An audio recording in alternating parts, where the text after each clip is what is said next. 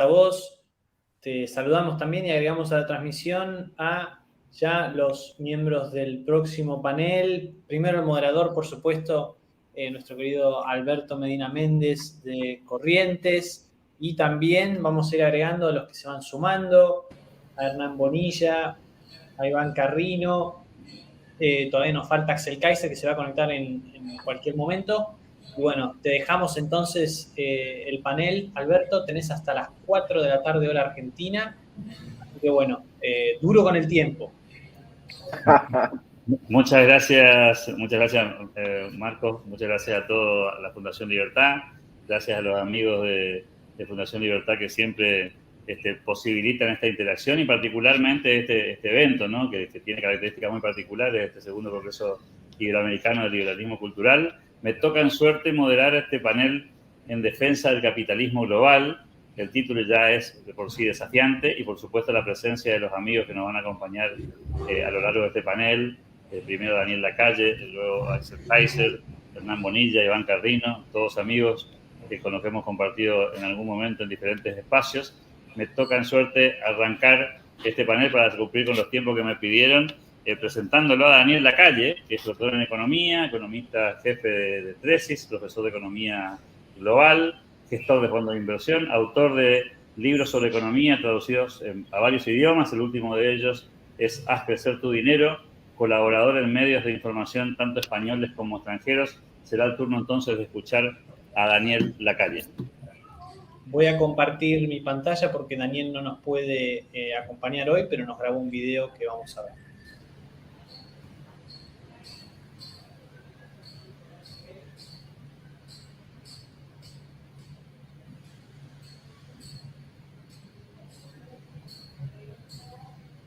A ver si me pueden...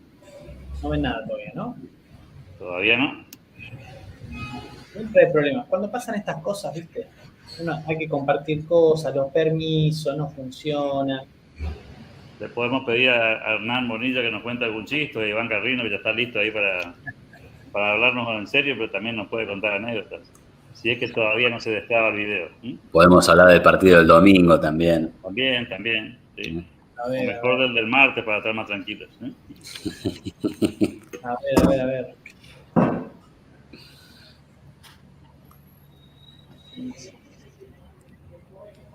Caso contrario, Marcos, si querés.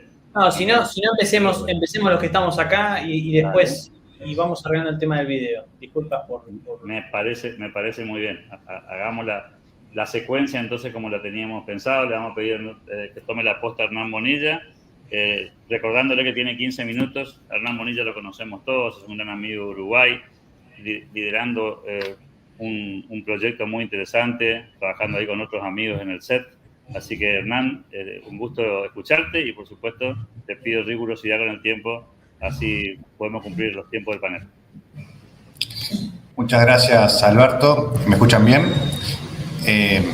Un gran gusto para mí estar participando de este congreso organizado por la Fundación Libertad.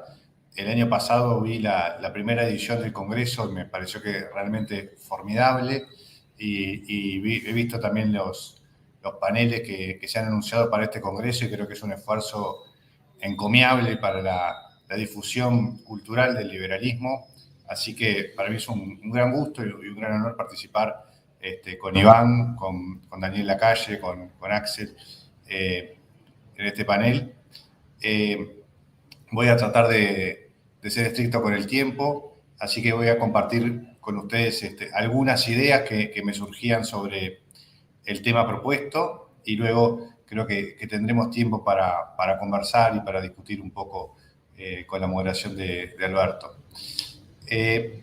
Me parece que hay como dos grandes vertientes para la defensa del capitalismo global, ¿verdad?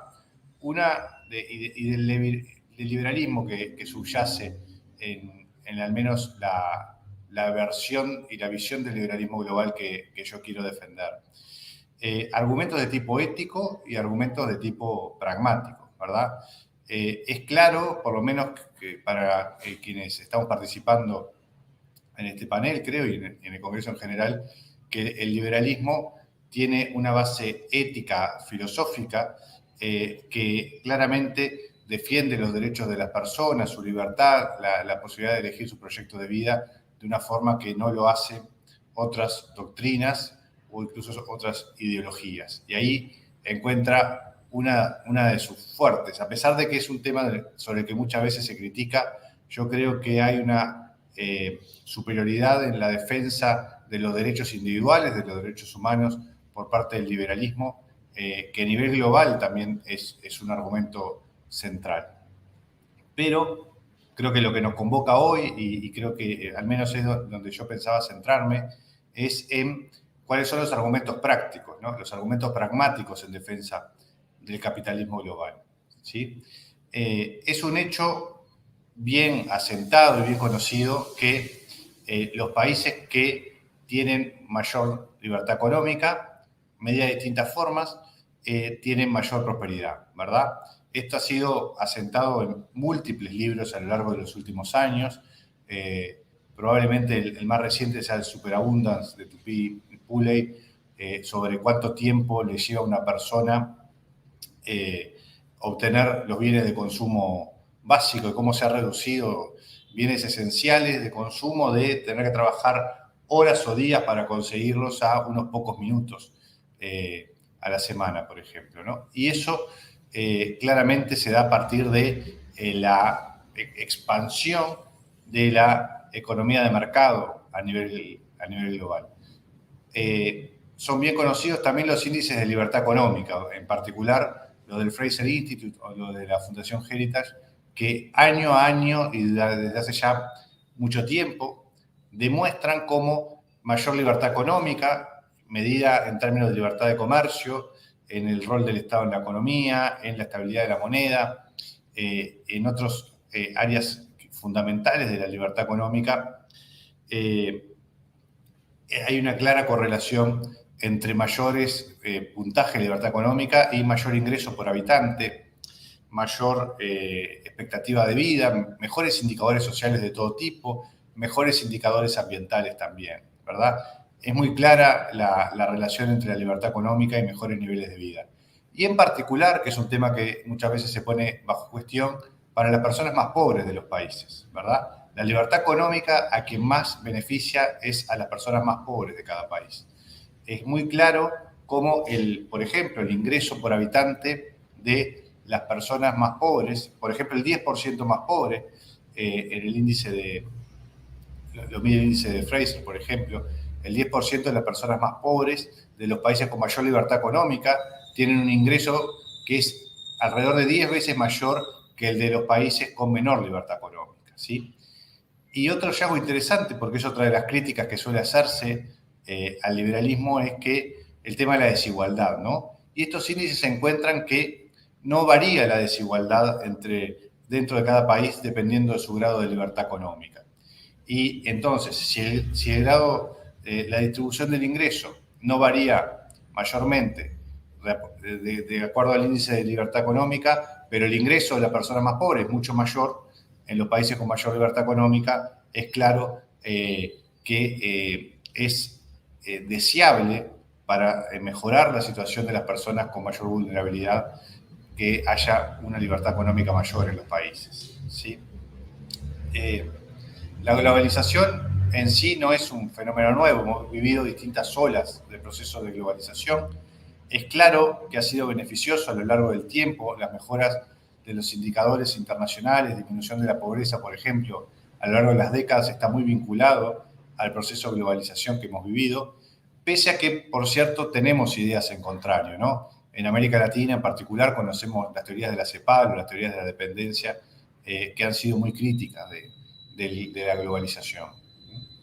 Desde el punto de vista de los fundamentos teóricos, que yo creo que son muy claros, tenemos desde David Hume desbaratando el mercantilismo, Adam Smith explicando los beneficios de la especialización y de la división del trabajo, David Ricardo con la teoría de las ventajas comparativas.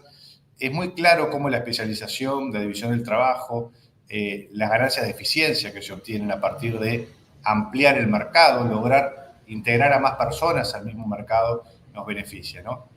El ejemplo de que si cada uno de nosotros tuviera que procurarse los bienes de consumo que necesita, su propia comida, su propia vivienda.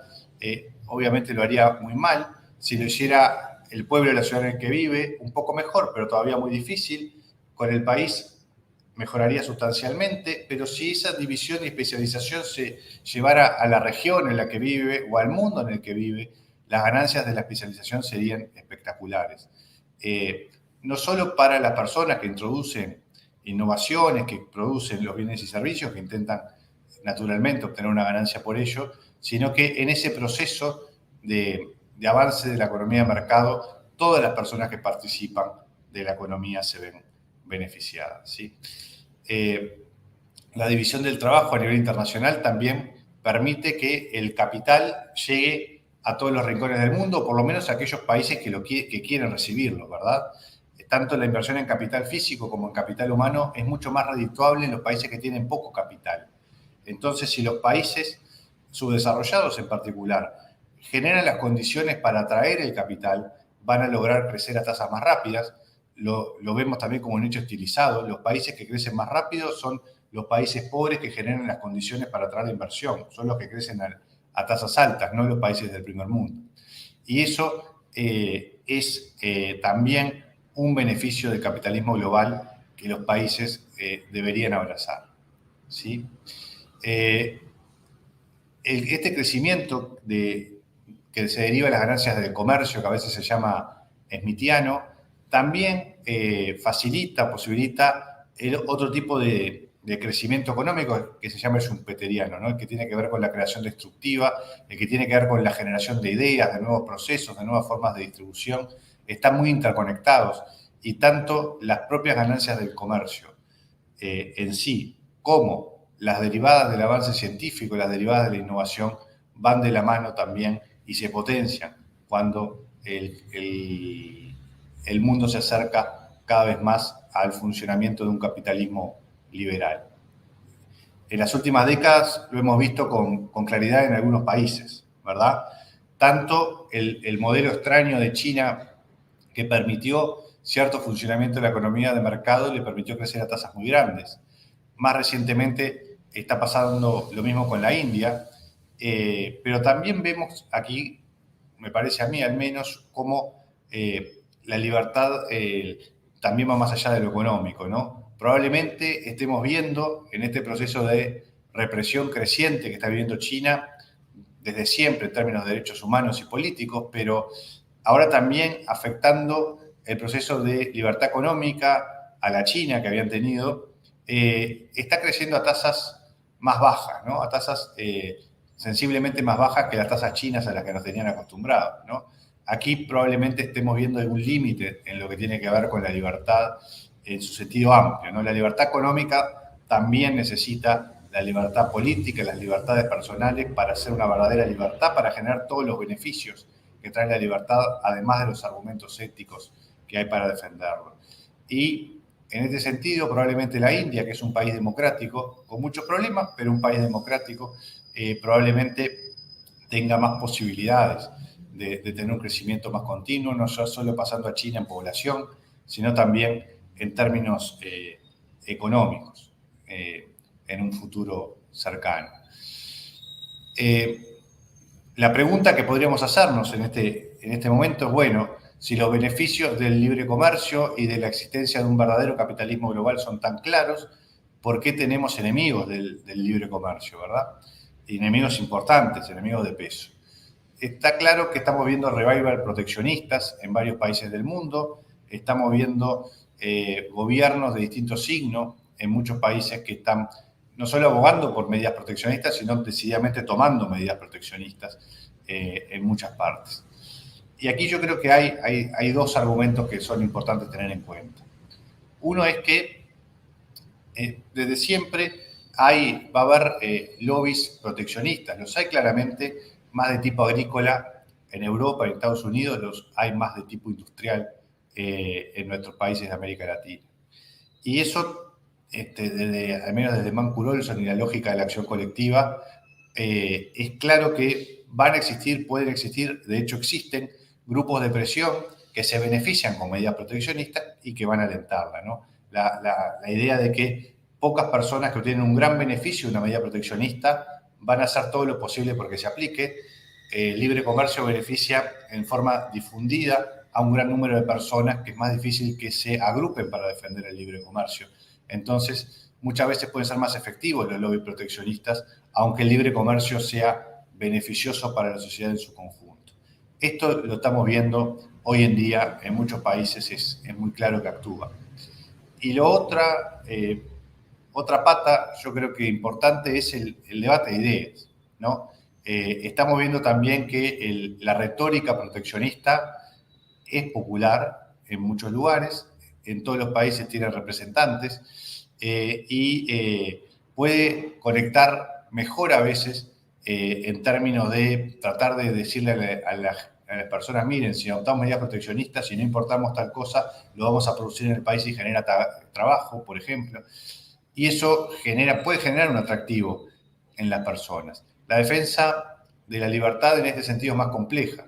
Es explicar un proceso de descentralizado de toma de decisiones, de desarrollo que se da más en el largo plazo, de aquellos que muchas veces no se ve, como decía Bastiat, y que implica un proceso más difícil para explicar los beneficios. Aunque puedan parecernos a veces obvios, la realidad concreta, por ejemplo, de una fábrica que se abre en un país cuando se toma una medida proteccionista a los beneficios difusos del libre comercio pueden ser menos palpables, ¿no? Y esto de que en el largo plazo la sociedad en su conjunto gana con el libre comercio puede no ser tan claro para todo el mundo.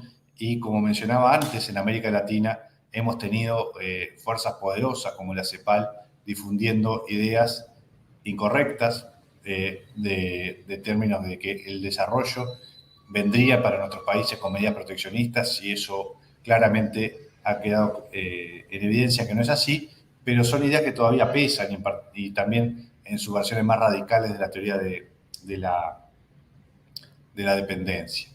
Creo que Uruguay, para mencionar algo que probablemente muchas de las personas que nos están escuchando de muchos países no tengan el caso tan fresco, tan claro, es un caso típico de qué pasa cuando el país está integrado al capitalismo global o cuando no. Uruguay fue un país súper exitoso en el siglo XIX, llegó a tener un PBI per cápita igual al de los países del primer mundo hacia la década de 1870, y casualmente, a partir de entonces, se empiezan a aplicar medidas proteccionistas en la década del 70 y del 80, ya del siglo XIX, aparecen allí las primeras empresas públicas y tenemos un largo camino de décadas que nos lleva a un estancamiento a mitad del siglo XX en un proceso de dirigismo del que solo empezamos a salir lentamente en la década del 70 del siglo XX, en que la economía vuelve a crecer a partir de que la reapertura de la economía, ¿no? Uruguay es un caso de laboratorio en ese sentido, en un país con un PBI de primer mundo, per cápita del primer mundo, en el siglo XIX, un largo deterioro luego cuando se alejó del modelo liberal. Para ir redondeando, porque ya estoy un poquito pasado de los 15 minutos, me gustaría hacer una reflexión final que me despertaba la reciente lectura que hice del último libro de Francis Fukuyama sobre el liberalismo y sus descontentos, sobre todo con algo que viene muy a cuento con el Congreso en el que estamos, ¿no? Fukuyama plantea que el liberalismo tiene enemigos importantes a la derecha y a la izquierda, pero plantea que el peligro que tenemos hacia la derecha es más político, ¿no? Claramente con ideas que son muy contrarias al cerno del pensamiento liberal, pero es esencialmente un riesgo político.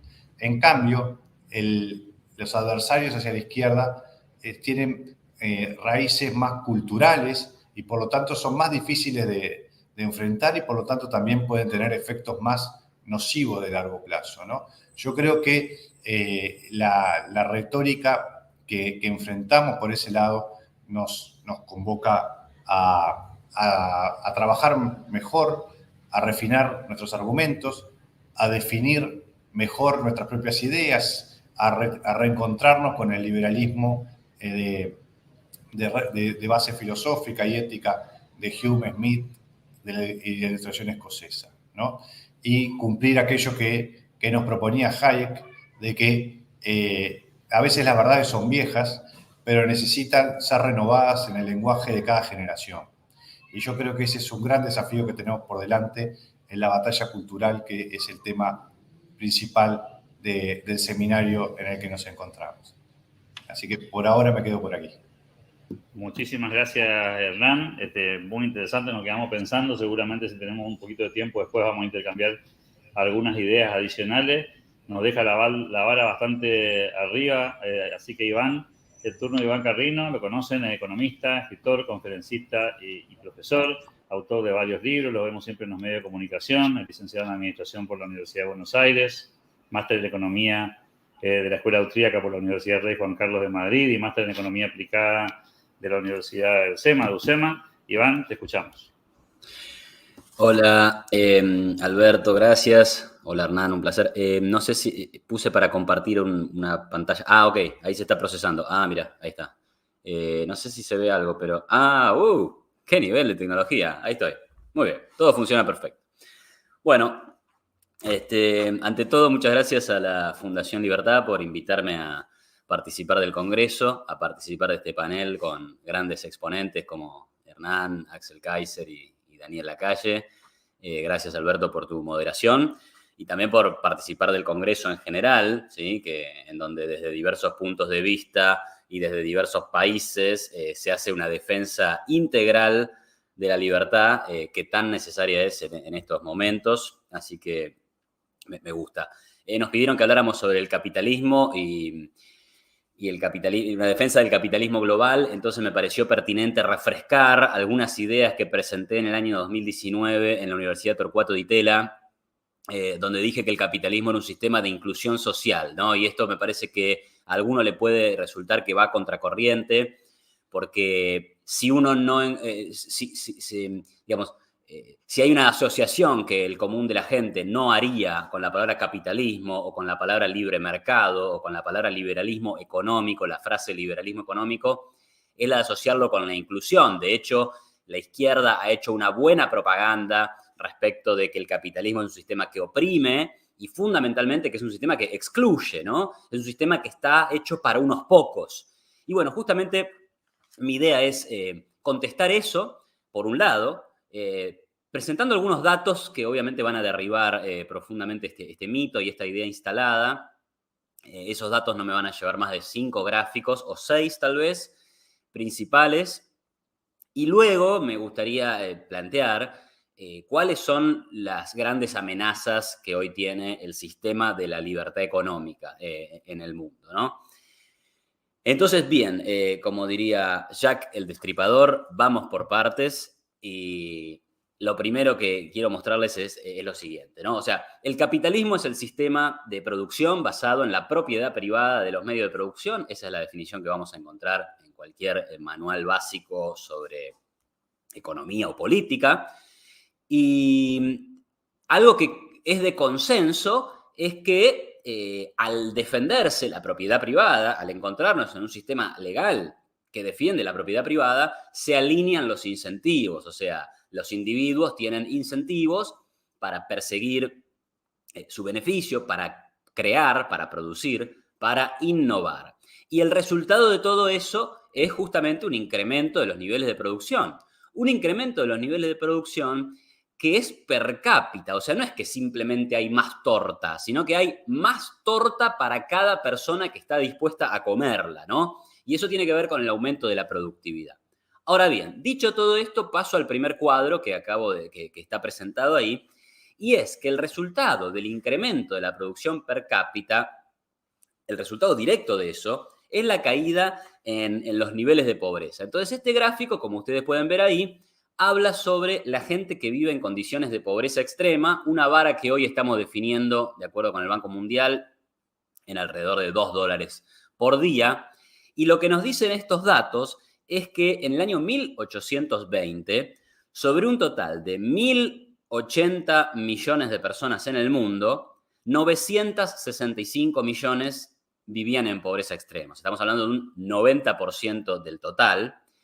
Y hoy en día, por lo menos con datos del 2015, que ahí muere el gráfico éramos 7.300 millones de personas, o sea, multiplicamos por 7 la cantidad de población, y sin embargo, la cantidad de personas que viven en la pobreza extrema no solamente no se multiplicó, sino que cayó, o se multiplicó por un factor de 0 punto algo, porque son 730 millones, o el 10% del total.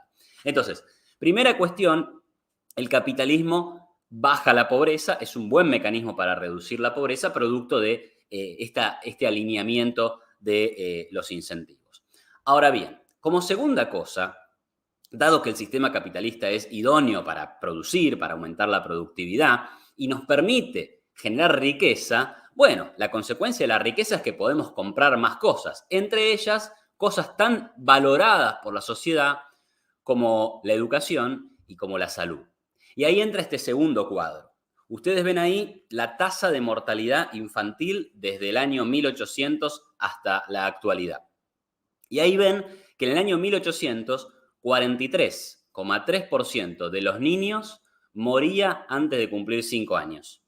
Y hoy ese dato está en 3,9%, ¿sí? O sea, de 43 y pico por ciento caímos a 3,9% en términos de mortalidad infantil. Cae la pobreza, mejora la salud de nuestra ciudadanía, y lo podemos ver a través de este dato que es la caída en la tasa de mortalidad infantil. ¿No les parece que ya estamos en condiciones de afirmar el poder de inclusión que tiene el capitalismo? Porque antes esta gente estaba excluida, ¿no? O sea, la diferencia entre el 43 y el 3,9, ¿sí? Son el 40 de excluidos, que no llegaban a pasar los 5 años, y hoy sí lo hacen. La gente empieza a ser incluida en un sistema de mejores condiciones de vida. Fantástico. Pero no solo eso, porque el capitalismo también incluye en términos de las cosas que podemos hacer. Y ahí traigo este gráfico que siempre me gusta recordarlo, que es el de la caída en los costos del transporte y la caída en los costos de la comunicación. Por ejemplo, si uno estuviera averiguando para irse de vacaciones a Miami, ¿no? Entonces ahí tengo un recuadro de despegar.com, ahí le hacemos publicidad a la empresa, por supuesto que me ha auspiciado esta charla, no les quepa duda a ustedes. 300.000 pesos cuesta irse desde la Argentina a Miami el 1 de marzo, son más o menos $1.000. Ahora, el gráfico anterior lo que me dice es que si yo hubiera tenido que pagar ese pasaje a Miami en el año 1930, tendría que pagar $9.000. $9.000 de hoy. O sea, imagínense, si hoy en día costara $9.000 irse a Miami, ¿cuánta gente en la Argentina podría irse a Miami? Si todavía hoy es cosa de ricos irse a Miami, imagínense con un costo que fuera 9 veces más alto. Sería algo que solamente podría ser Cristina Fernández de Kirchner, porque creo que nadie tiene tanta plata para destinar a un pasaje a Miami, salvo, por supuesto, la presidenta, que ha sido una exitosa abogada, como todos sabemos, ¿no? Ahora bien, acá no se agota el tema, porque si ustedes ven este otro fantástico gráfico que nos presenta Our World in Data, ¿sí? Ay, no, ese, mira, está confundido. No, está bien, sí. Es el de la adopción en el uso de Internet, ¿sí? Fíjense, aparte, el nivel acelerado en el que esto ha ocurrido, ¿no? El gráfico va desde 1990, estamos hablando de 30 años atrás, ¿no? Y según tengo acá anotado, en el año 2000, ¿sí? 20 años atrás, el uso de Internet en el mundo no llegaba al 7%. O sea, solamente 7% de la población usaba Internet. Hoy en el mundo su uso es de 60. O sea, casi que se multiplica por 10 en los últimos 20 años. Y por supuesto, como pueden ver en el gráfico, para América Latina, para Norteamérica, para otras regiones del mundo, la tasa de uso es mucho más elevada, ¿no? Entonces, de vuelta, el capitalismo está incluyendo a gente que antes estaba afuera de este tipo de consumos. Y gracias a que bajan los precios, y gracias a la competencia, y gracias a la propiedad privada de los medios de producción, tenemos que los beneficiarios son los que antes estaban excluidos y ahora pueden participar del sistema, ahora pueden comer un pedazo de la torta, ¿no? Bien, y ahí ya voy a una especie de segunda etapa. Capitalismo, propiedad privada, libre mercado. Los intercambios en el libre mercado son la cosa sagrada. Y cuando a mí lo que me interesa es beneficiarme de forma privada y siguiendo incentivos económicos, está bien, yo puedo hacer algún miramiento respecto de si vos sos de alguna etnia o si venís de algún país o si sos rubio o si estás saliendo con tal persona. Porque los seres humanos naturalmente vamos a tender a ser prejuiciosos, esas cosas pueden pasar. Pero lo que ha demostrado, desde mi punto de vista, el capitalismo es que los incentivos económicos sirven para superar ese tipo de prejuicios, ¿no? Y bueno, toco ahora un tema que está muy de moda, que es el tema de la mujer y la inclusión o exclusión de la mujer que tienen sistemas liberales o sistemas capitalistas, ¿no? Claramente conocemos toda esta rama del feminismo de izquierda que postula que el problema para la mujer es el capitalismo.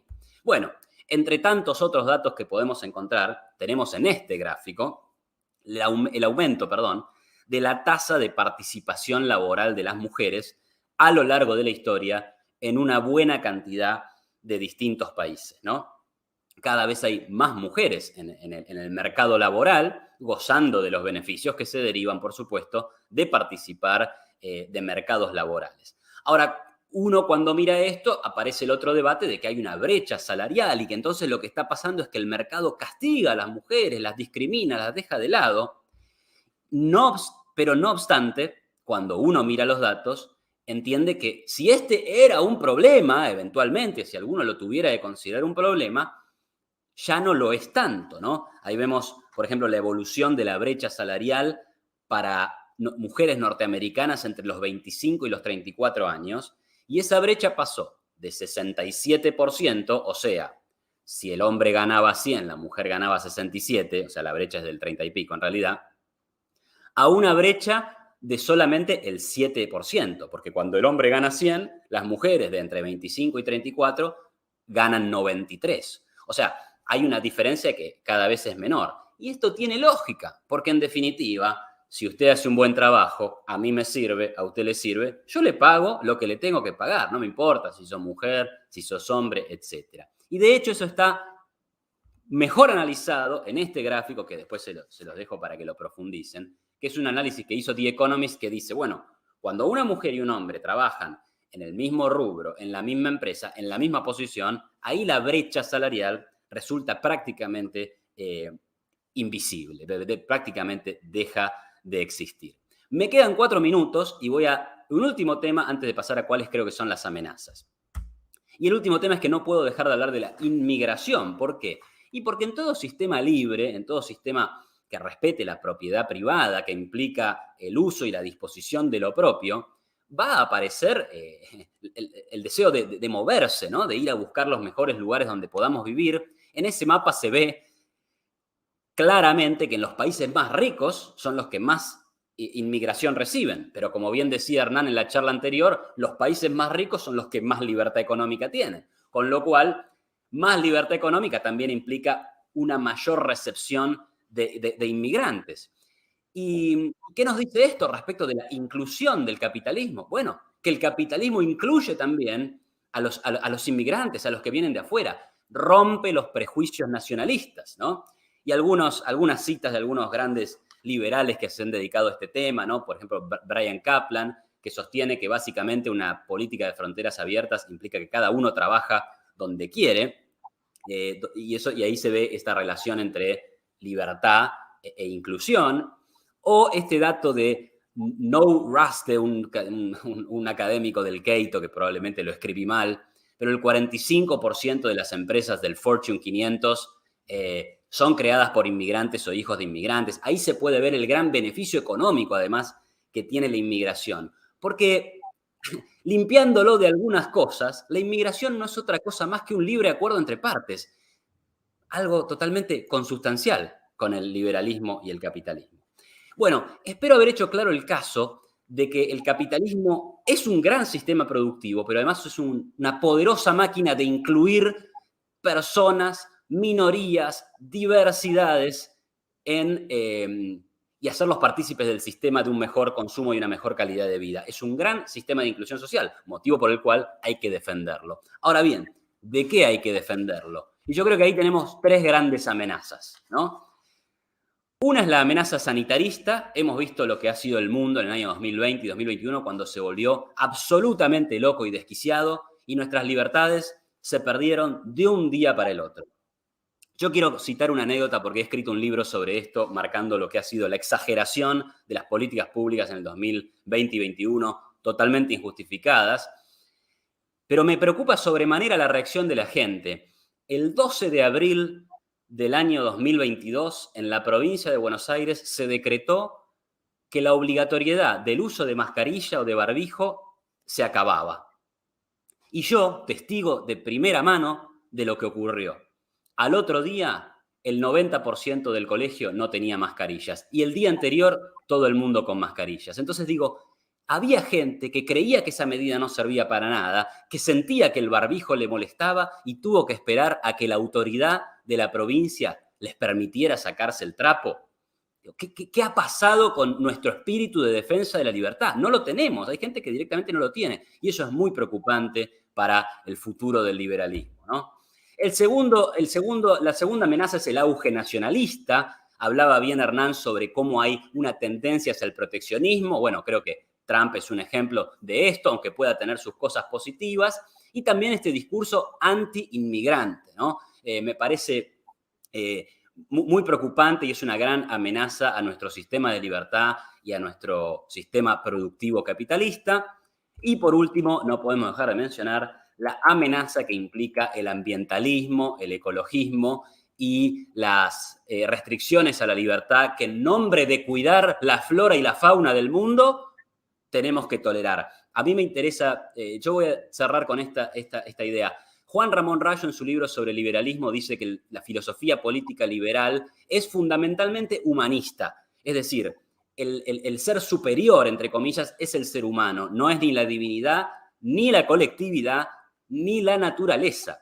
Y ahí tomo los trabajos de Alex Epstein, ¿sí?, que ha estudiado este tema en profundidad, y él dice, el problema con los ambientalistas es que mi patrón de valor es el ser humano.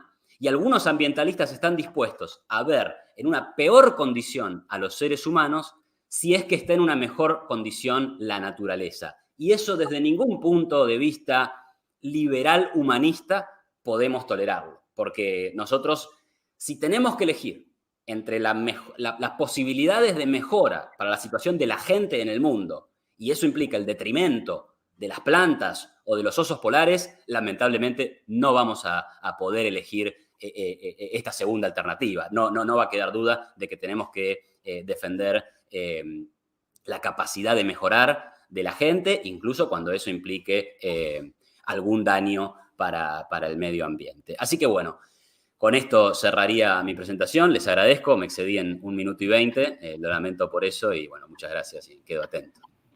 Muchísimas gracias, Iván. Gracias por la presentación. También nos quedamos pensando y seguramente si tenemos tiempo vamos a poder intercambiar algunas ideas. Tiempo de presentarlo a Axel Kaiser. Lo conocen, es abogado, profesor universitario, escritor y además presidente de la Fundación para el Progreso de Chile.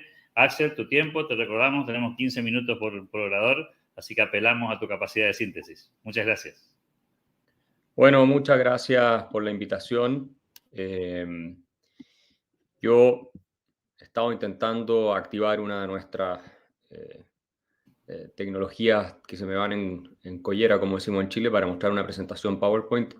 No me ha resultado, pero básicamente, desde el punto de vista del estado del capitalismo global, compartiendo mucho de lo que acaba de decir nuestro amigo Iván Carrino, creo que hay distintas amenazas que tenemos que tomar en consideración.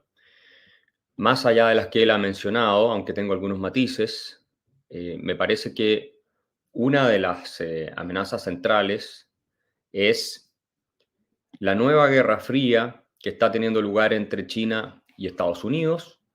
A mí me parece que estamos entrando en una época de desglobalización que es prácticamente irreversible debido a la configuración de estos dos bloques que se están perfilando entre, obviamente, el eje liderado por China, Rusia y autocracias de ese tipo, Irán, en fin, por un lado, ¿cierto? Y lo que vendría siendo Occidente, por otro lado. Ese es el clivaje también que se vio en la Guerra Fría entre Estados Unidos, la Unión Soviética, Europa Occidental, la Unión Soviética. Era básicamente el mundo, ¿no es cierto?, comunista o socialista versus el mundo libre del capitalismo occidental democrático. Y en ese contexto, la desintegración económica, es decir, la separación de los bloques económicos va a seguir creciendo. El Departamento de Comercio de Estados Unidos ha añadido ya durante años cada vez más ítems de productos que está prohibido exportar en materia tecnológica de ese país a China y viceversa. China persigue sus empresas también tecnológicas de modo tal de que, por ejemplo, no puedan estar listadas en bolsa en Estados Unidos porque eso implicaría proveer una serie de informaciones al gobierno de Estados Unidos en términos de datos que el gobierno del Partido Comunista Chino quiere controlar. Estamos experimentando también una regresión totalitaria en China. El liderazgo de Xi Jinping, digamos, es mucho más totalitario que lo que vendría siendo liderazgo de algunos presidentes o líderes supremos anteriores como Jiang Zemin y otros. Y en consecuencia, los espacios de libertad en China, que se habían ido creciendo también para la población en ese país, dentro de un sistema que es obviamente autoritario, están experimentando un retroceso como no se veía desde tiempos de Mao Zedong. Es decir, la reencarnación, diríamoslo en términos modernos de Mao vendría siendo Xi. Esa es la realidad de las cosas, ¿no? Y no solo desde el punto de vista del control político y la dictadura digital que ellos han implementado, que está siendo gradualmente emulada en países de Occidente también, con distintas tecnologías que se están implementando, y lo vimos durante la pandemia también, que había que tener pases de movilidad y todo tipo de cosas, a pesar de que desde el punto de vista científico era muy cuestionable que eso realmente mejorara la calidad de la salud pública, redujera los riesgos de infección, etc. Pero no solamente, insisto, desde el punto de vista del control tecnológico que hace sobre la vida de los habitantes, sino que está dispuesto a cercenar la libertad económica y el crecimiento económico de China con tal de incrementar el poder del partido.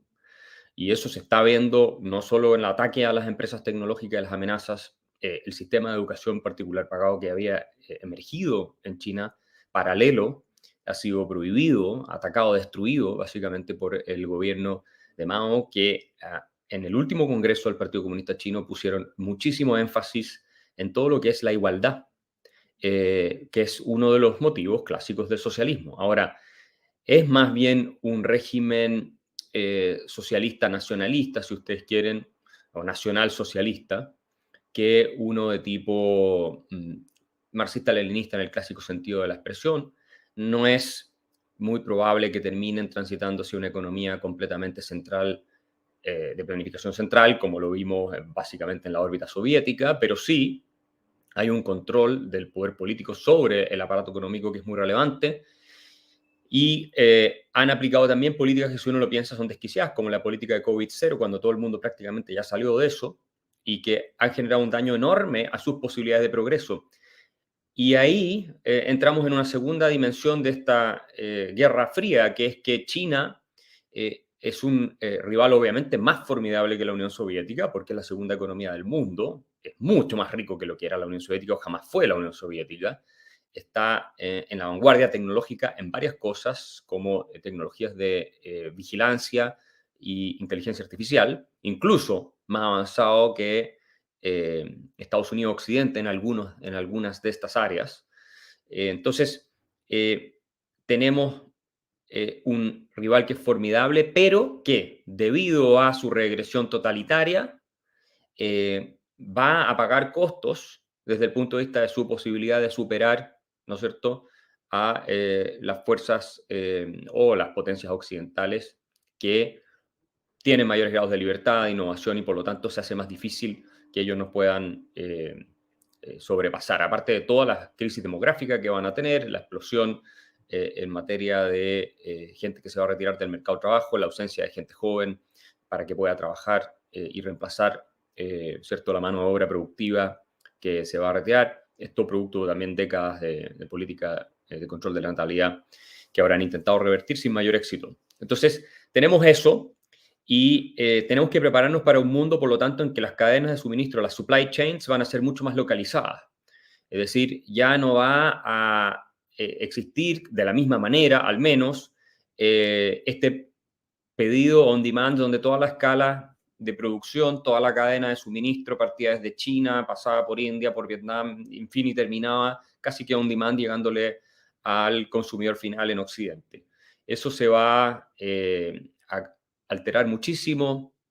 Primero, porque además durante la pandemia se mostró que China puede decidir cerrar todos los puertos y se acaba. Es decir, te quedas con problemas de abastecimiento gigantesco y eso es un riesgo en términos de suministro y seguridad nacional, incluso puede llegar a serlo. Y por lo tanto, ahí hay una reflexión que tenemos que hacer, lo que somos partidarios, obviamente, del libre comercio y de la globalización. Y es que una cosa es la globalización en una pizarra en la que todos los países están felices comerciando juntos, y otra es cuando tú tienes un enemigo existencial que potencialmente puede terminar en una guerra nuclear contigo, como es el caso de China con el asunto de Taiwán, que dentro de esto viene a jugar un rol decisivo, porque Taiwán es el mayor productor de chips en el mundo y es muy difícil reemplazarlo, la producción que ellos, ¿no es cierto?, generan para Occidente. Y podríamos tener un shock y eventualmente en algunos años más, si es que Xi Jinping decide invadir, que es lo que muchos analistas sostienen, o por lo menos bloquear la isla de manera tal de ponerla bajo su control, podríamos experimentar nuevos shocks al sistema económico mundial. Y obviamente lo peor que nos puede pasar es la guerra nuclear, porque ahí ya estamos liquidados, da lo mismo, toda esta discusión pasa a ser una cosa marginal comparado con lo que eso significaría para nosotros. Así que para mí esta es una amenaza central, obviamente, a la estructura capitalista. Yo pienso globalmente que, insisto, hay una regresión que va a ser muy difícil de frenar, ¿no? Estamos viendo la desintegración de la economía rusa respecto de la europea, que tampoco va a ser fácil de revertir. Estaban muy, muy entrelazadas ambas economías, sobre todo la alemana y la economía rusa, pero en general Europa. Cuando uno mira los datos de cantidad de inversiones en Rusia de firmas europeas y así sucesivamente, eso se está terminando, ¿no? Hay todavía una interacción importante, pero cada vez está más en cuestión, producto del liderazgo invasivo de Vladimir Putin, otro dictador que tenemos ahí en Rusia, con el cual hasta hace poco se habían entendido bien las potencias occidentales, o relativamente bien. No es que haya sido perfecto, pero no había mayores problemas, al menos con la Unión Europea y con Alemania. Hoy día sí los hay. Y a eso hay que sumarle la posibilidad bastante cierta, yo diría, de una guerra en Irán, producto de la obsesión que tienen con desarrollar armas nucleares en ese país. Y eso es algo que Israel no va a permitir. Entonces, cuando vemos el shock que eso podría significar a los mercados mundiales, obviamente en materia energética de nuevo, y la desestabilización que podría traer en un mundo que camina sobre huevos desde el punto de vista de sus equilibrios geopolíticos, me parece que estamos hablando de envergaduras de amenaza a la subsistencia del orden económico global que no habíamos visto, obviamente, desde la Segunda Guerra Mundial. Podría haber ocurrido una catástrofe en la década de los 60 con la crisis de los misiles, por supuesto, pero la economía del mundo socialista no estaba integrada a la del mundo occidental, básicamente, salvo por exportaciones de algunas materias primas y cuestiones así, pero no éramos dependientes de lo que estos países producían como sí somos hoy. No nos olvidemos de que China en el año 1950 tenía el ingreso per cápita de Europa en el siglo XV. Entonces eran economías marginales. Hoy la mayor cantidad del Producto Mundial no se genera, o una parte importante del Producto Mundial no se genera en Occidente. Si tomamos Europa y Estados Unidos juntos, estamos en un poco más de un 50%. Pero esto solía ser más de un 80-90% décadas atrás. Ahora, no todos están alineados con China. Obviamente, India es un ejemplo de un rival aliado de Occidente. Otro ejemplo es Vietnam, que tampoco va a dejar pasarse a llevar fácilmente por los chinos. Tenemos el caso de Japón, que también está en tensión con China permanentemente y que son más bien aliados occidentales. Pero yo veo por ese lado una de las grandes amenazas a nivel de geopolítica para que pueda subsistir nuestro orden global. Y como digo, está básicamente terminado. Otra amenaza que yo creo que es mucho más interna en lo que es la esfera occidental y que ha estado de moda últimamente por la compra que Elon Musk hizo de Twitter y la revelación de que Twitter básicamente funcionaba como un brazo armado del Partido Demócrata para censurar opiniones que no fueran de su agrado y que tampoco era fiel, ¿cierto?, a la información que se recopilaba. Tenemos todo el caso del escándalo de Hunter Biden, hijo de Joe Biden, con el computador que se le quedó y que cuando el New York Post saca un reportaje sobre la materia, Twitter decide censurar esa información que era completamente veraz, fidedigna, no había ninguna duda al respecto, para beneficiar la campaña de Joe Biden. Ahora, esta fusión entre las grandes tecnológicas y el mundo corporativo y el mundo político en Occidente está siendo objeto de muchas teorías de la conspiración, por un lado, sin ninguna duda, y que estas son exageradas, pero por otro, hay que reconocer que la evidencia lo que indica es que, y esto es nada nuevo bajo el sol, hay una colusión entre ciertos sectores del poder político importante y sectores del poder económico, y que dada la naturaleza de la actividad tecnológica y su capacidad en este minuto por el manejo de datos y otros de alterar no solo la opinión pública deliberadamente, porque lo hacen, o lo pueden hacer si así lo desean, sino que también resultados políticos, entonces se pone en duda, lamentablemente, y se le da credibilidad a discursos que cuestionan, ¿no es cierto?, la legitimidad no solo de estas empresas que se presentan como simples actores de mercado cuando no lo son, en la práctica finalmente, lamentablemente, sino también están dándole municiones a aquellos que pretenden desconocer ciertos resultados democráticos de elecciones que son fundamentales para que subsista, ¿no es cierto?, el orden de la democracia liberal. La democracia sin libertad tampoco es algo deseable en sí mismo.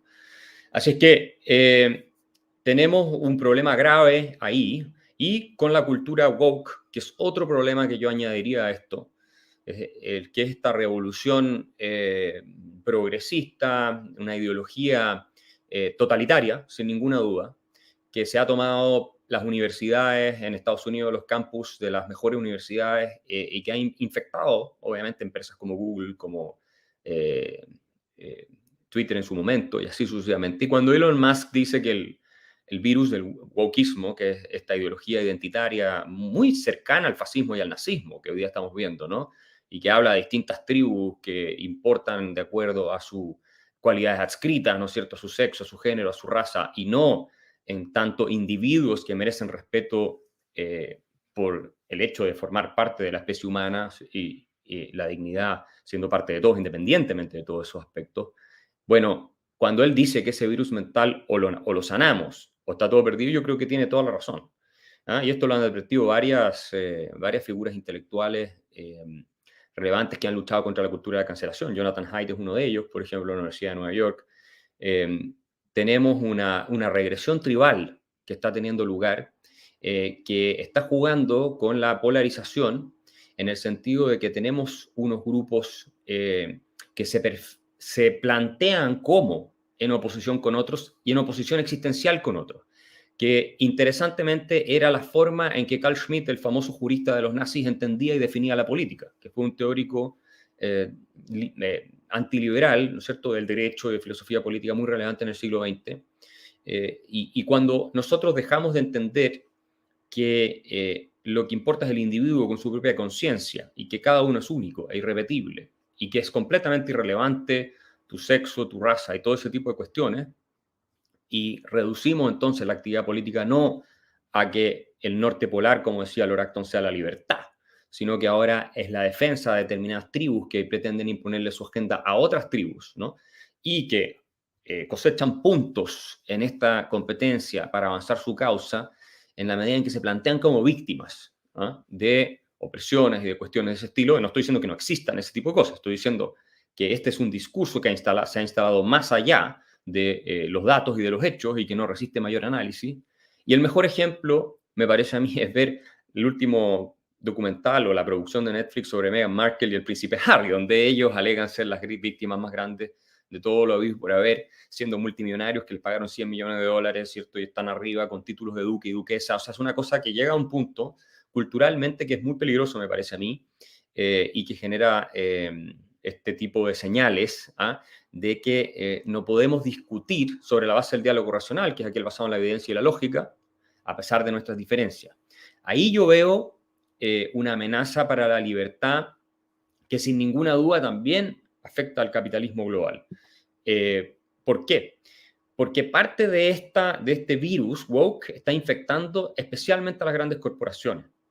Y no me refiero solo ahora a las tecnológicas, que ya tocamos el caso, y además las universidades, sino a agendas entre las que está parte de lo que hablaba Iván, este ambientalismo apocalíptico, porque ya no es la discusión sensata, racional, científica del cambio climático, que me parece muy importante tenerla, y de cómo resolverlo, ¿cierto?, sino que se trata de una filosofía derechamente antihumanista, de una cuestión que además atraviesa en su discurso la narrativa anticapitalista. No sé si ustedes vieron hace poco tiempo, Greta Thunberg dijo, que es gran ícono de todo este movimiento, que además teníamos que deshacernos del capitalismo, ¿ah?, porque para ella el capitalismo, el patriarcado, va todo en un pack, ¿no? Es parte del problema que nos va a llevar a la extinción de la humanidad. Y ahí creo que es importante leer a Steven Pinker en Harvard, que escribe en ese libro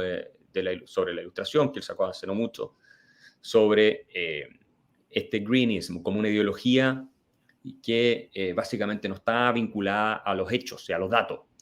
Y es muy peligroso porque estamos entrando en Occidente, y lo vimos durante la pandemia también con la censura de voces, incluso premios Nobel que se oponían a las cuarentenas, en un irracionalismo, es decir, en una costumbre primitiva de no adherir, ¿cierto?, a ciertas reglas básicas de debate, sino que de imponer por la fuerza, ¿no?, a través de la censura, en el peor de los casos a través de legislaciones, visiones únicas y permitidas del mundo. Y eso incluso en contra de parte de los científicos más importantes del planeta. Yo no sé cuánto tiempo me queda porque no. Estamos en el tiempo, un cierre si querés, Axel. Ya, entonces cierro diciendo simplemente que estas amenazas, algunas podemos nosotros hacer algo más dentro de nuestros países, de nuestra región, como por ejemplo defender la libertad de expresión y la racionalidad científica para que podamos discutir sobre los distintos temas con cierta altura de miras y mesura, y obviamente anclados en reglas del diálogo racional, pero hay otras en las que no podemos hacer mucho. Todo este problema geopolítico que se está dando en la nueva Guerra Fría, no es demasiado lo que podemos hacer, los que estamos en la opinión pública. Y por último, sí, reivindicar siempre una y otra vez el valor de la dignidad no humana, de la dignidad de cada individuo por el hecho de ser parte de la especie humana, porque no hay que llevarlo a una cosa tan abstracta en el discurso, que por supuesto viene de ahí, eso es muy importante también notarlo, pero tenemos que rescatar la dignidad individual, más allá de si somos hombres, mujeres o lo que quiera que seamos en términos étnicos y así sucesivamente. A propósito de la última columna del Washington Post sobre por qué no había tantos o más jugadores de raza negra en la selección argentina, y que es evidente que es porque no hay ni uno que sea lo suficientemente bueno como para estar ahí. ¿Ah? No es porque los estén discriminando, pero ahí estamos viendo de nuevo este tipo de discurso. Así es que esa sería mi reflexión de hoy, y por supuesto esperar ganar la final del Mundial el domingo para celebrar acá en Argentina como corresponde. Muchísimas gracias, Axel. Nos queda la presentación de Daniel Lacalle, y una vez que culmine esta presentación, si nos queda un tiempito, tendremos margen para alguna reflexión final antes del cierre del panel para entregar en tiempo y forma. Marcos. Bien, vamos a probar. A ver si la segunda es la vencida. A ver. A ver. ¿Me ven bien? Ahí estamos. Hola a todos, es un placer para mí participar en este segundo Congreso Iberoamericano de Liberalismo Cultural en el panel en defensa del capitalismo global. Quisiera mandar también un saludo afectuoso a la Fundación Libertad de Argentina y a la Fundación Internacional para la Libertad, porque creo que esto es una iniciativa absolutamente necesaria y además clave en un momento en el que podríamos decir que el capitalismo no es que esté bajo amenaza, es que está siendo dinamitado desde dentro y además con una connivencia por parte de muchos empresarios y, emprendedores que deberían entender el beneficio del capitalismo.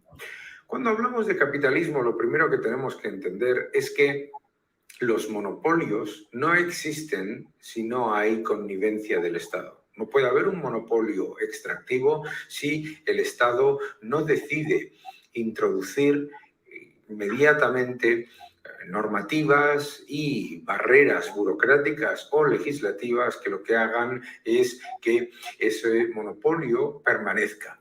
En cualquier entorno de mercado abierto, en cualquier entorno competitivo, nos encontraríamos con que ese monopolio desaparecería. Una cosa es que haya algún tipo de monopolio porque lo decidamos nosotros, porque los bienes y servicios que provee son mejores, más baratos, más asequibles y de mayor calidad para todos nosotros. Eso es una cosa. Y otra cosa completamente es un monopolio extractivo. Muchas veces, cuando hablamos de monopolios y de los riesgos del capitalismo, los ciudadanos, en realidad, de lo que están hablando no es de los males del capitalismo, sino de los males del estatismo. ¿Por qué? Porque de lo que están hablando son de monopolios extractivos, que son solamente una consecuencia del estatismo, del poder del Estado que permite que una empresa que lleva a cabo una actividad que no ofrece los bienes y servicios adecuados y a los precios más adecuados, manteniendo su posición gracias al Estado. Esto también debemos entender que lo que muchos ciudadanos consideran que son problemas del capitalismo, no solamente son problemas de estatismo, sino además de un estatismo que es confiscatorio y además extractivo, como estos monopolios de los que estábamos hablando. ¿Por qué es un problema de estatismo y no de capitalismo? Pensemos. ¿Qué es lo que los ciudadanos ahora mismo critican masivamente del capitalismo? Primero, la desigualdad. La desigualdad no es una consecuencia del capitalismo. De hecho, gracias al capitalismo, la pobreza mundial se ha reducido a niveles jamás vistos y además la desigualdad global se ha reducido también. Es decir, los ciudadanos de todo el mundo tienen mucho mayor acceso a bienes y servicios. Además, la desigualdad no es una cuestión de acceso a bienes o servicios, sino de su precio. Es decir, la desigualdad que existe en la mayoría de los países desarrollados no es que los pobres o las personas de clase media no tengan acceso, por ejemplo, a educación, a sanidad, a vestido, a alimentación, a lo que tiene que ver con tener un hogar, sino el precio. Esto es importante. ¿Importante por qué? Porque no es lo mismo que haya una desigualdad porque una persona tiene acceso a un bien o servicio y el resto no tiene ninguno, a que tenga a todo el mundo acceso a esos bienes y servicios con diferencias en cuanto a los precios. Gran diferencia en cuanto a la desigualdad. Pero en cualquier caso, El aumento de la desigualdad en la mayoría de los países desarrollados no viene por el capitalismo, sino por una de las políticas más estatistas que hay, que es la de aumentar masivamente la cantidad de dinero en el sistema y, además, bajar constantemente los tipos de interés. Claro, al intentar beneficiar a los estados para que se financien barato y con una enorme liquidez, los bancos centrales también están beneficiando a aquellos que tienen acceso inmediato a esa liquidez, es decir, a los que tienen acceso a mayor deuda y a los que tienen mayor acceso a mercados financieros. Esto es extremadamente evidente cuando entendemos que la creación artificial de dinero jamás es neutral. No existe el concepto de imprimir dinero y que beneficie a todo el mundo. Siempre beneficia desproporcionadamente a aquellos que reciben las unidades de moneda recientemente creadas, primero, los primeros receptores de dinero, que son los gobiernos y los sectores más endeudados o los que tienen más acceso a capital, y los que salen perjudicados significativamente siempre son los ahorradores y los salarios reales. No existe ningún sistema de distribución y transmisión de la política monetaria, sea desde ese concepto de imprimir dinero para el pueblo tan conocido por los argentinos o los venezolanos, o la expansión cuantitativa, que no genere una elevadísima desigualdad entre los que reciben esas unidades de moneda primero y los que lo reciben al final. Es decir, es una masiva transferencia de riqueza de los ahorradores y de los salarios reales a los gobiernos y los sectores más cercanos a esos gobiernos. Eso no es capitalismo, eso es estatismo. Desigualdad. Y también, por supuesto, el aumento de empresas que tienen un control elevado. Hablábamos antes del monopolio. No existen los monopolios sin la injerencia y la intervención directa de los estados, y los monopolios son una consecuencia directa del estatismo. Ojo, los monopolios extractivos, los monopolios destructores, los monopolios que no generan mejores bienes y servicios para los ciudadanos. Al final, el capitalismo, gracias a la competencia, la innovación y la búsqueda del beneficio como elemento clave de la sostenibilidad, es el mejor sistema posible para garantizar la reducción de la pobreza, la mejora de las condiciones de vida para los ciudadanos y el reparto más equitativo posible de la riqueza creada. Porque, claro, mucha gente, cuando critica el capitalismo, dice: los ricos son cada vez más ricos y los pobres son cada vez más pobres. Un momento. No solamente no es cierto que los pobres sean cada vez más pobres, cada año vemos cómo las personas que tienen acceso a bienes y servicios básicos y a cubrir sus necesidades básicas aumenta globalmente y cómo se reduce la pobreza. Y el segundo es el diferencial entre la riqueza de unas personas y la riqueza de otras. Pero cuando todo el mundo se hace más rico, esos pobres, esas personas pobres también son más ricas. Y el concepto de redistribución está equivocado. ¿Por qué? Porque muchos piensan que se solucionaría todo quitándole la riqueza a aquellas personas que están en la parte, digamos, del pico de la pirámide de la riqueza mundial. Un 1% tiene el 50% de la riqueza mundial, nos dicen.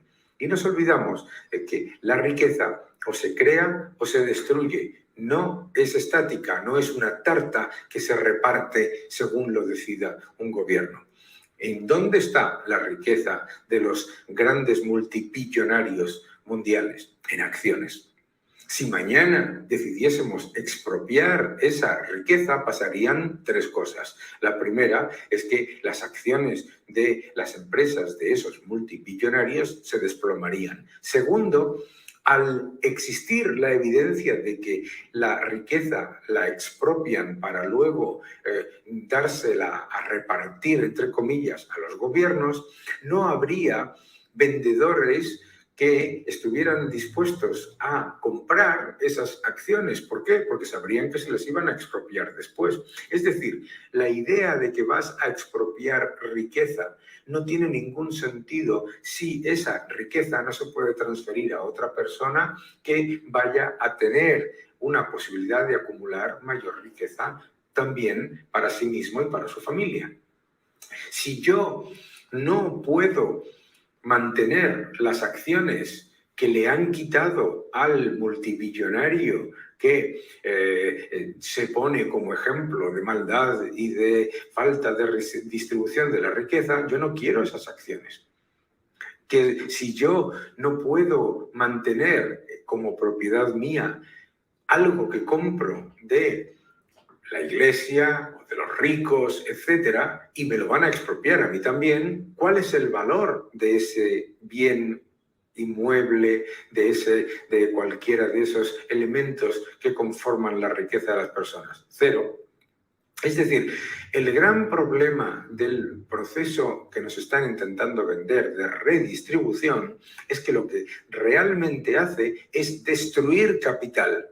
Es destruir capital. El capital o se crea o se destruye, no se queda estático, no existe el capital estático. Y cuando no existe la posibilidad de poder acumular riqueza y de poder mantener una posición de mayor riqueza después de una transacción, el valor de los bienes y servicios que tienen las personas ricas en el momento uno es no solamente destruido, sino disminuyente. Por eso debemos entender que no existe el concepto de eso que nos están intentando vender ahora mismo, que es lo de un socialismo diferente. El socialismo siempre es lo mismo, es la destrucción de capital. La destrucción de capital por, además, decisión y adhesión política. Porque, claro, la desigualdad, si una persona ha inventado o ha creado una empresa espectacular que tiene un éxito mundial y que se ha convertido en un líder global, su riqueza será elevada, pero es meritoria. Pero cuando se transforma la desigualdad por mérito y por riqueza acumulativa por la desigualdad, por adhesión política, entonces no solamente se destruye el capital de las personas que podían haber acumulado riqueza en el pasado, sino que se destruye el capital de las personas que están trabajando hoy. Es decir, se destruye el interés de los ciudadanos por continuar mejorando. Porque saben que la única manera de prosperar no es vía generación de mayor riqueza, sino la destrucción de esa riqueza o la confiscación de esa riqueza. Tenemos que entender también que cuando se critica al capitalismo globalmente, además de que la inmensa mayoría de las críticas van hacia lo que es puramente estatismo, también es curioso que se critique cada vez al capitalismo más, mientras los efectos del socialismo son devastadores en el mundo. Se compara al socialismo con sus buenas intenciones aparentes y se considera que el capitalismo fracasa por sus errores, aquellos errores que se puedan dar. Y eso no tiene ningún sentido. No solamente no tiene ningún sentido, sino que debemos combatirlo. Y debemos combatirlo con la fuerza no solamente de la razón, sino de la evidencia. No es cierto que el socialismo fracase porque sea una buena idea mal implementada, sino porque es una malísima idea excelentemente implementada. El socialismo no deja de ser la destrucción de capital y la destrucción de las opciones de una sociedad de mejorar y prosperar, porque introduce la aleatoriedad política y añade la destrucción de las oportunidades para generar mayor riqueza. Adicionalmente, Tenemos que entender que el concepto de redistribución constante está llevando a un empeoramiento en el crecimiento, un empeoramiento en las condiciones de la clase media y una destrucción de salarios reales y también de los ahorros en términos reales de la clase media, precisamente por la intervención constante gubernamental.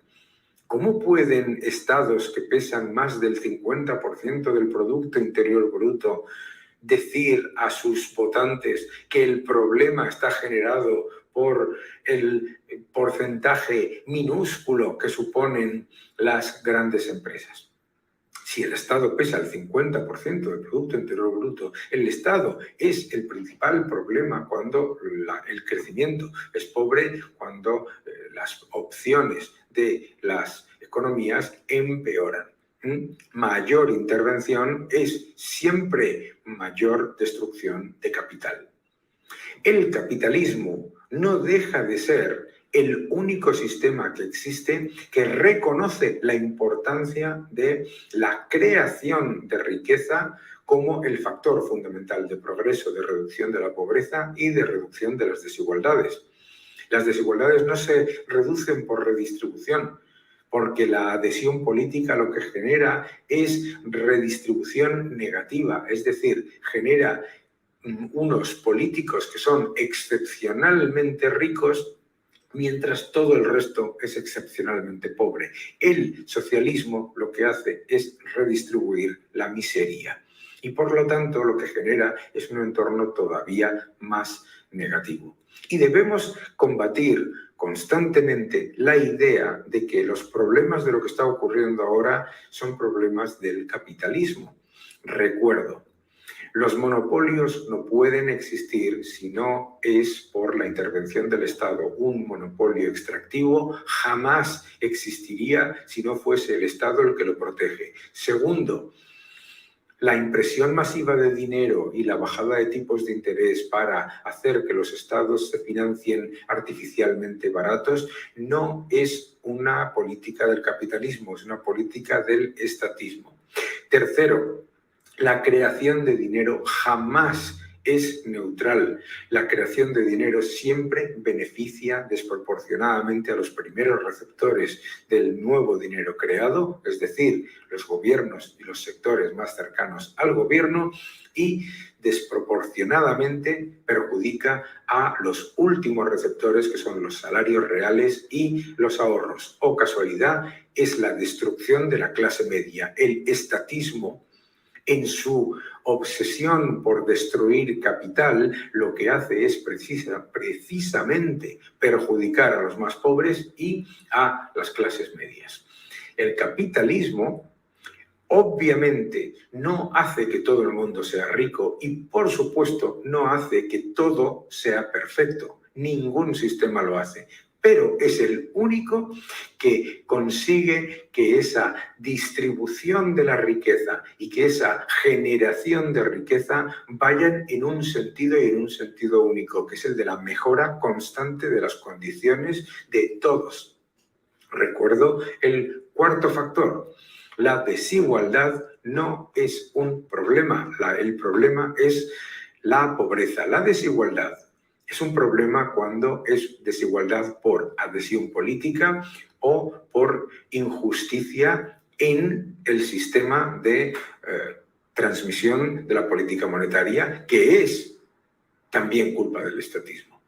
Y por lo tanto, la desigualdad, la mejor manera de solucionarla es con mayor competencia, mayor tecnología, mayor innovación y mayores oportunidades. Y todo eso solamente se consigue en el capitalismo, porque en el socialismo la innovación, la tecnología y las oportunidades se devastan ante la evidencia de que mayor esfuerzo y mayor mérito no van a generar mayor riqueza para la persona que está llevando a cabo ese esfuerzo, para las personas que llevan a cabo ese trabajo. La remuneración del éxito es clave para el progreso y la remuneración del éxito no la decide el Estado, la decide el mercado. Si una persona es excepcionalmente rica, sus trabajadores también se enriquecen. Y si esa persona es excepcionalmente rica y decidimos expropiar su riqueza, no solamente empobrecemos a esa persona, no solamente destruimos el capital que se podía mantener o crear con esa riqueza, sino que además hacemos muchísimo más pobres a sus trabajadores y sus familiares. Recordemos, por lo tanto, que la defensa del capitalismo es precisamente la defensa de los pobres y de las clases medias. Y que el socialismo es simplemente transferir las injusticias del estatismo a un nivel máximo en el que lo que se lleva a cabo es la mayor desigualdad, que es generar masiva pobreza y repartir la poca riqueza que quedan entre aquellos a los que se confiere cierta adhesión política, que tampoco ocurre porque luego a esos también se les purga.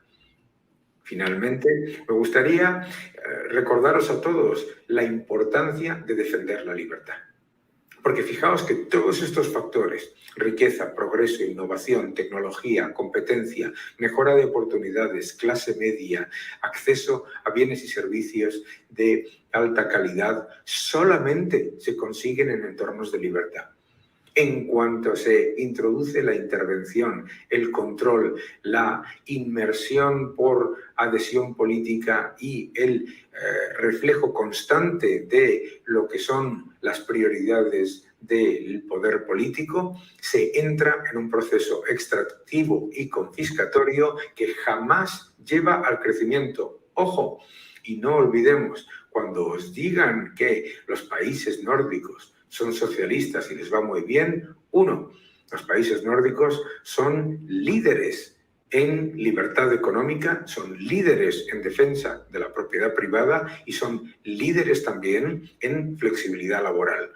Así que no os engañen en ese sentido, porque la falacia del estatismo siempre es intentar culpar al capitalismo de los errores de lo que es un socialismo creciente en el mundo.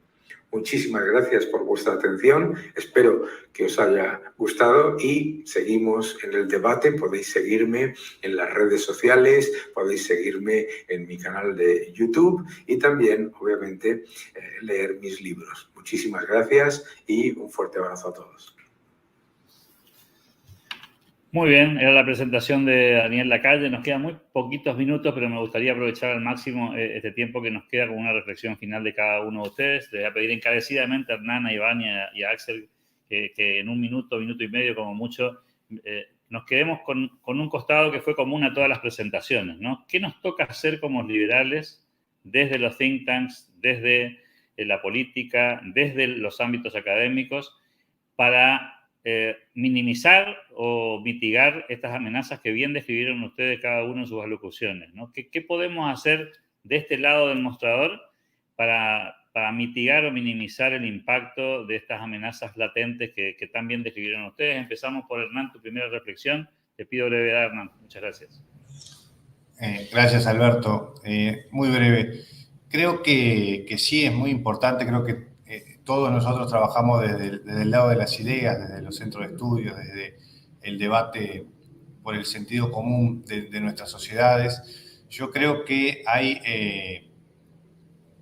que estar fuertes en las ideas para lograr avanzar en los momentos en que es políticamente avanzar con la idea de la libertad, y hay que estar fuertes para lograr retroceder lo menos posible cuando vienen los embates en contra, ¿no? Este es la realidad. Yo creo que en la medida en que nuestro trabajo sea exitoso, deberíamos encontrar más campo fértil para nuestras ideas. Es un trabajo muchas veces a largo plazo, no es sencillo, no es fácil cuantificarlo, pero cuando vemos casos de éxitos o casos de fracasos, los podemos identificar con mucha claridad. Yo creo que el trabajo fundamental al final del día es ganar esa batalla de ideas que se traduce en políticas concretas. No es solamente por el regocijo de que nuestras ideas sean las que comparta mayor cantidad de gente, sino porque tiene consecuencias sobre la vida de la gente. Las ideas tienen consecuencias. Y yo creo que cuando vemos algunos ejemplos de éxito cultural, hace poco estuvo Axel por Montevideo presentando su libro sobre el economista callejero, y ver que ese libro sea el libro más vendido en Chile durante un año, yo creo que es un gran éxito cultural. Y creo que es un ejemplo de cosas concretas que podemos hacer para defender nuestras ideas y para hacer avanzar el movimiento. Muchísimas gracias, Hernán. Iván, tu turno, te escuchamos. Bien. Bueno, yo cerraría también por ahí con una nota de optimismo, ¿no? Si bien en la primera parte nos ocupamos de las amenazas y los ataques a los que se ve nuestro sistema de libertad y de producción basado en la propiedad privada, creo que hay algunas notas de optimismo.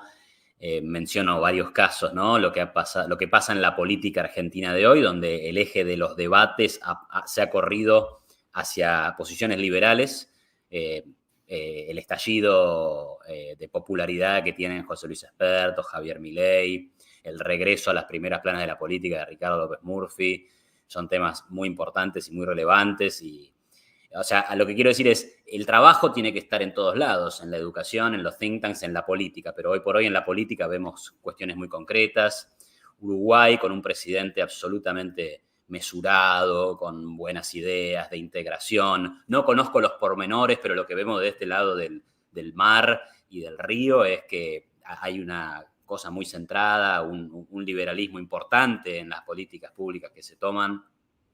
Lo que ha pasado en Chile, donde el referéndum perdió por abrumadora mayoría y el proyecto totalitario de la nueva Constitución se cayó, creo que es algo para alegrarse. Y también habría que decir que en las elecciones en Brasil, si bien ganó Lula, el Congreso quedó, no diría dominado, pero va a ser difícil que un Lula pueda llevar adelante políticas que violenten derechos individuales, porque hay una conciencia fiscal, hay una conciencia en términos de libertades que está ahí. Y por último, lo del panel de hace un par de minutos, donde hablaban sobre Madrid. Lo que está pasando en España también es importante en ese sentido. O sea, hay problemas y creo que hay notas de optimismo que es bueno destacarlas. Muchísimas gracias, Iván. Te damos el cierre, Axel. Estás muteado.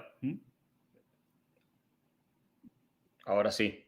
Ahora sí. Yo diría que hay dos desafíos fundamentales para el mundo liberal. El primero es no desanimarse, no perder la fe. Es muy fácil sentir que se está en una minoría dando una pelea difícil, cuesta arriba, que implica muchos malos ratos, que es difícil plantear estas ideas también porque hay reacciones muy violentas en contra, y que además uno observa el entorno y dice, bueno, todo parece ir cada vez en una peor dirección.